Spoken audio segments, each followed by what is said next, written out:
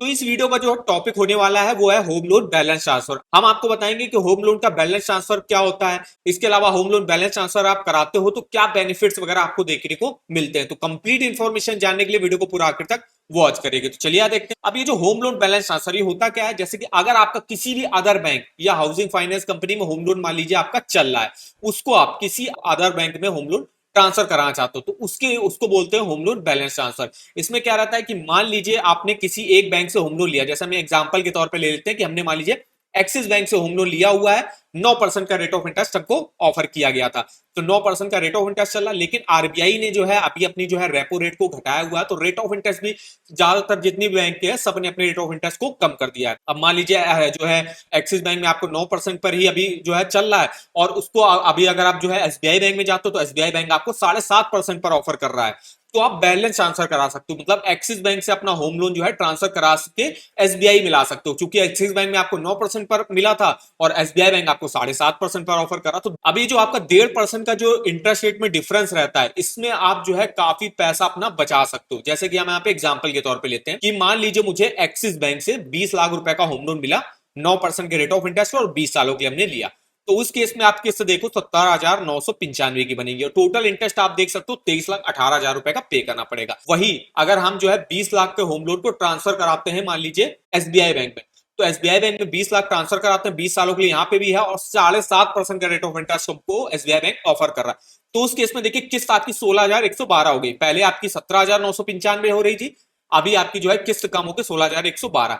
Interest अगर आप देखो टोटल इंटरेस्ट 18,66,000 रुपए का। वहीं अगर आप यहाँ पे टोटल इंटरेस्ट देखो, जब आपको 9% पे मिला था 23,18,000, मतलब टोटल आपका 4 लाख रुपए तक का जो है इंटरेस्ट आप सेव कर लिया आपने होम लोन बैलेंस ट्रांसफर करा के। तो ये बेनिफिट रहता है होम लोन बैलेंस ट्रांसफर कराने में कि अगर आपको मान लीजिए ज्यादा रेट ऑफ इंटरेस्ट पर होम लोन मिला है या चल रहा है आपका ज्यादा रेट ऑफ इंटरेस्ट पर, लेकिन कोई दूसरी बैंक आपको कम रेट ऑफ इंटरेस्ट पर होम लोन ऑफर कर रहा है, 1-1.5% या 0.5% भी कम कर रहा है, तो भी आप जो है बैलेंस ट्रांसफर करा सकते। सारे बैंकों में आपको होम लोन ट्रांसफर मिल जाएगा। जैसे एसबीआई बैंक में भी आप देखो तो home loan take over balance transfer scheme चलती है, एचडीएफसी में चलती है, एक्सिस बैंक में चलती है, हर बैंक में home loan balance transfer scheme चलती है। किन्हीं किन्हीं लोगों ने जो है यहाँ पे किसी फाइनेंस कंपनी से मान लीजिए होम लोन लिया होगा, किसी हाउसिंग फाइनेंस कंपनी में। अब हाउसिंग फाइनेंस कंपनी में रहता थोड़ा सा रेट ऑफ इंटरेस्ट आपको ज्यादा पर ऑफर करा। जैसे अगर आप लेटेस्ट रेट ऑफ इंटरेस्ट यहाँ पे देखो तो इस समय जो सबसे कम रेट ऑफ इंटरेस्ट पर होम लोन ऑफर कर रहा है वो आपका यूनियन बैंक ऑफ इंडिया हो गया, बैंक ऑफ महाराष्ट्र हो गया, बैंक ऑफ इंडिया हो गया, ये आपको सबसे कम रेट ऑफ इंटरेस्ट 7.35 पर ऑफर कर रहा है। ऐसे आपका bank of Baroda, Punjab national bank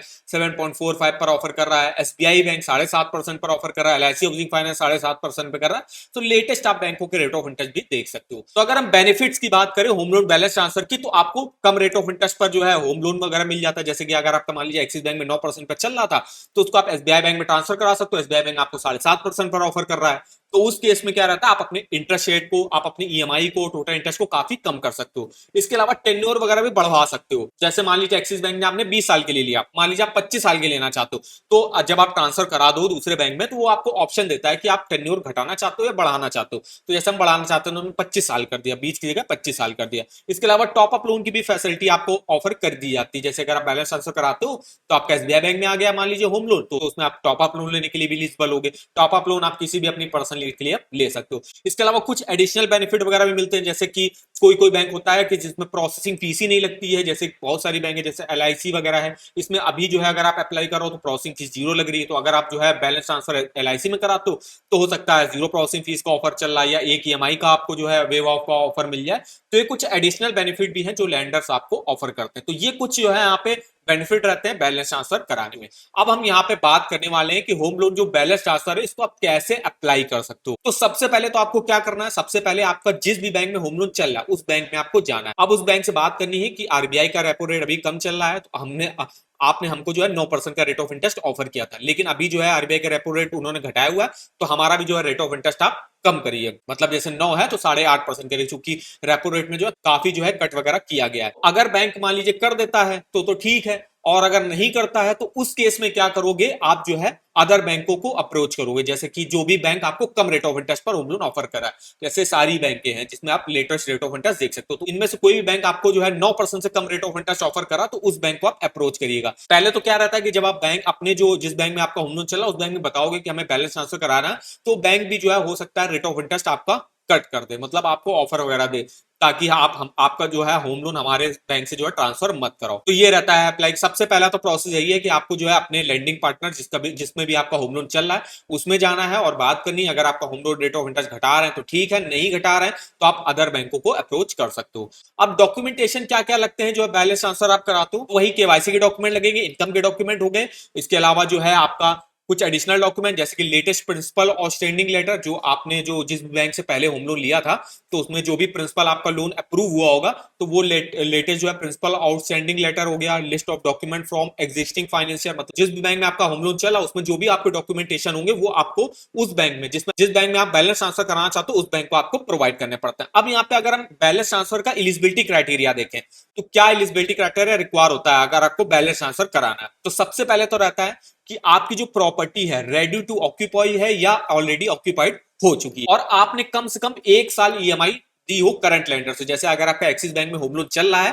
तो 1 साल तक, 1 साल मतलब 12 ईएमआई आपने पे करी होंगी, तभी जो है आप एलिजिबल होंगे होम लोन बैलेंस ट्रांसफर के लिए। ये नहीं होता कि अगर आप 2 महीने ही आपने ईएमआई दी और बैलेंस ट्रांसफर कराते, ऐसा नहीं होता कि 1 साल आपको रुकना पड़ेगा, मतलब 1 साल आपने ईएमआई दी होगी तभी आप जो है ट्रांसफर करा सकते। अब इसमें रहता है कि आपने जो कोई भी आपका जो है जैसे कि आप ईएमआई वगैरह पे करते हो तो आप डिफॉल्ट नहीं करना है आपको। अगर आपने मान लीजिए एक्सिस बैंक से लिया और आपका डिफॉल्ट में चल रहा है, 1-2 महीने आपने ईएमआई दी नहीं, तो आप बैलेंस ट्रांसफर कराने के लिए एलिजिबल नहीं होगे। आपने जो है पूरी टाइमली जो है अपनी मंथली ईएमआई जो है वगैरह दे रहोगे तो ही आप एलिजिबल होगे यहाँ से बैलेंस ट्रांसफर कराने में किसी भी बैंक से।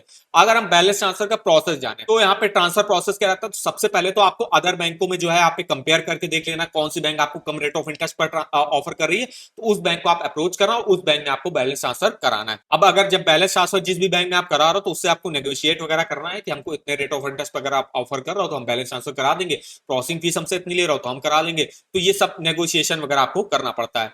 इसके अलावा आपने जो है डिसाइड कर दिया कि मुझे बैलेंस ट्रांसफर कराना है इस बैंक में, जैसे कि एक्सिस बैंक से मुझे एसबीआई में ट्रांसफर कराना है, तो एक एनओसी होता है, no objection certificate, for closure letter हो गया, लोन रिपेमेंट रिकॉर्ड हो गया, प्रॉपर्टी रिलेटेड डॉक्यूमेंट हो गया। जिस बैंक जैसे एक्सिस बैंक में आपका लोन चला तो ये सारे डॉक्यूमेंट लेके आपको जो करंट लैंड जो जिस भी बैंक में आप ट्रांसफर कराना चाहते हो तो उसमें आपको देने पड़ते हैं। इसके बाद जो है वो बैंक में जो है होम लोन का एप्लीकेशन प्रोसेस स्टार्ट होगा। इसमें सबसे पहले आपको जो है होम लोन का बैलेंस ट्रांसफर का एप्लीकेशन फॉर्म मिलेगा, उसको जो आपको फिलअप करके और जो भी रिक्वायर्ड आपसे डॉक्यूमेंटेशन मांगे जाए जो अभी हमने आपको ऊपर बताया तो वो डॉक्यूमेंटेशन आपको देने पड़ेंगे। इसके बाद आपको एक सैंक्शन लेटर मिल जाएगा, आपका जो है लोन एग्रीमेंट साइन होगा न्यू लेंडर के साथ। इसके बाद जो न्यू लेंडर होगा जैसे एसबीआई बैंक है वो एक्सिस बैंक को जितना भी आपका लोन अमाउंट बाकी रहेगा वो ट्रांसफर कर देगा, चेक के थ्रू या डिमांड ड्राफ्ट के थ्रू आपका ट्रांसफर कर देगा। और जैसे ही एक्सिस बैंक में जो है आपका जो एसबीआई बैंक होम लोन का जो अमाउंट होगा ट्रांसफर कर देगा तो एक्सिस बैंक में जो भी आपकी चेक वगैरह ली होगी, चेक हो गई, ईसीएस हो गई, वो आपका जो है यहाँ पे कैंसिल कर दी जाएंगी